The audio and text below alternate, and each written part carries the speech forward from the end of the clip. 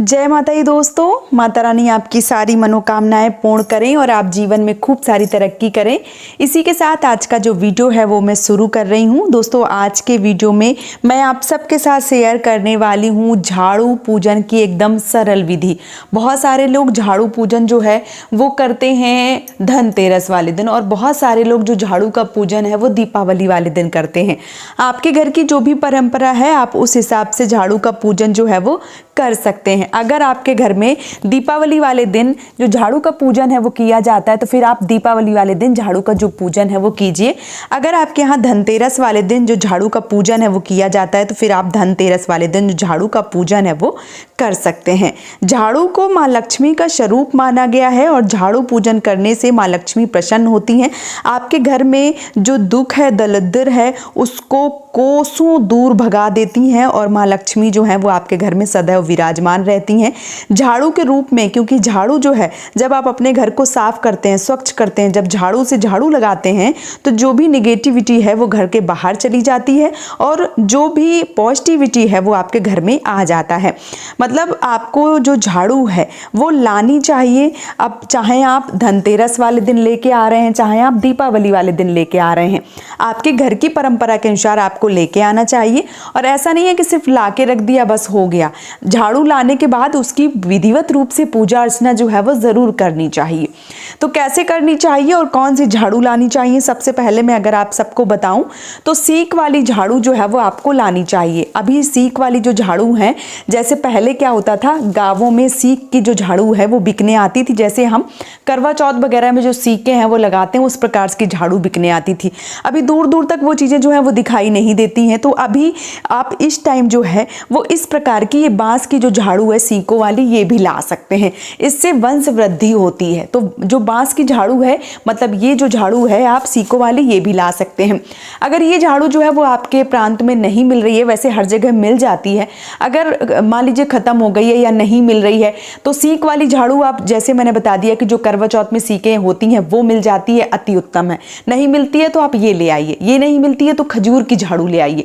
भूल के भी आपको प्लास्टिक की झाड़ू, जैसे जो फूल झाड़ू होती है उसके पीछे प्लास्टिक लगा होता है, और कई बार क्या होता है कि अभी जैसे बहुत सारे ब्रांडों की जो झाड़ू है वो प्लास्टिक की भी आने लगी हैं। तो मैं यहाँ पे किसी ब्रांड को नहीं बोल रही हूँ, बस ये बोल रही हूँ कि आपको प्लास्टिक की जो झाड़ू है वो नहीं लानी चाहिए। इस प्रकार की जो झाड़ू है सीकों वाली वो आपको लाना चाहिए, या आप खजूर की झाड़ू लाएं। तो यहाँ पे धनतेरस वाले दिन आप इसकी पूजा कर सकते हैं, दीपावली वाले दिन आप इसकी पूजा कर सकते हैं। जिस भी प्रकार से आपके घर में पूजा होती है उस प्रकार से आपको इस दिन पूजा अर्चना जो है वो जरूर करनी चाहिए। तो आपको क्या करना है, इस प्रकार की झाड़ू लाना है। अब इस झाड़ू को क्या करना है, सबसे पहले हम झाड़ू जो है वो यहाँ रख देते हैं। यहाँ पे मैंने चौकी जो है वो लगाई हुई है। आप बिना चौकी के आंगन में या जहाँ भी आप पूजा पाठ करने वाले हैं दिवाली में, वहाँ पे आपको गोबर से, अगर गोबर मिल जाता है तो, अगर गोबर नहीं मिलता है तो गेरू से, गेरू नहीं मिलती है तो थोड़ी सी हल्दी में पानी डाल के उस जगह को पवित्र कर लीजिए। अगर वो भी नहीं करना चाहते हैं तो पोछे से पोंछ लीजिए और थोड़ा सा गंगा जल का छिड़काव कर दीजिए, तब वो जगह जो है वो पवित्र हो जाती है।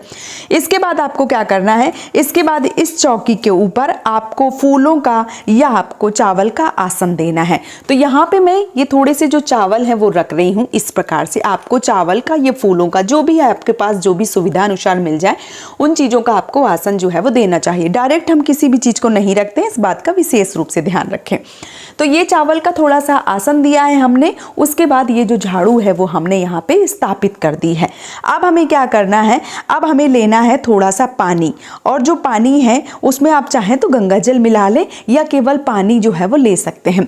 अब कई लोगों ने इसको उठाया होगा, कई लोगों ने, क्योंकि कई बार बाजारों में बहुत भीड़ होती है, कई बार पैर भी लग जाते हैं या कई बार फेंक भी देते हैं लोग। कई बार बहुत सारे लोग, मतलब जो एक तरीके से शुद्धिकरण है वो करना बहुत ज़्यादा ज़रूरी है, अगर मैं मोटा मोटा बात करूं तो। इस प्रकार से आपको पानी से, जो झाड़ू है उसमें इस प्रकार से पानी जो है वो छिड़कना चाहिए, इसको पवित्र करना चाहिए। पवित्र हो जाने के बाद में आपको क्या करना है, आपको जो वस्त्र है वो पहनाने चाहिए। अब वस्त्र क्या है, इस प्रकार का कलावा जो है वो लेके आपको झाड़ू जो है वो आज के दिन जरूर बांधनी चाहिए। अब जैसे कि मैंने बता दिया कि चाहे तो आप दीपावली वाले दिन पूजा करें या आप धनतेरस वाले दिन पूजा करें, लेकिन आपको झाड़ू की पूजा जो है वो विशेष रूप से करनी है, क्योंकि ये माँ लक्ष्मी का स्वरूप मानी गई है। इसलिए आपको झाड़ू का जो पूजन है वो आपको ज़रूर करना है। तो यहाँ पे मैंने देखिए कलावा जो है वो बांध दिया है। ये कलावा जो है वो आपको ज़रूर बांधना है, ये एक तरीके से बहुत ज़्यादा शुभ माना जाता है। तो ये मैंने कलावा जो है वो बांध दिया है। इसके बाद हम जो झाड़ू है उसका करेंगे तिलक। तो देखिए आप चाहें तो जो तिलक है वो हल्दी और रोली से, चावल से कर सकते हैं। आप चाहें तो उसमें अगर जगह है तो स्वास्तिक बना सकते हैं, या आप चाहें तो केवल कुमकुम लगा सकते हैं।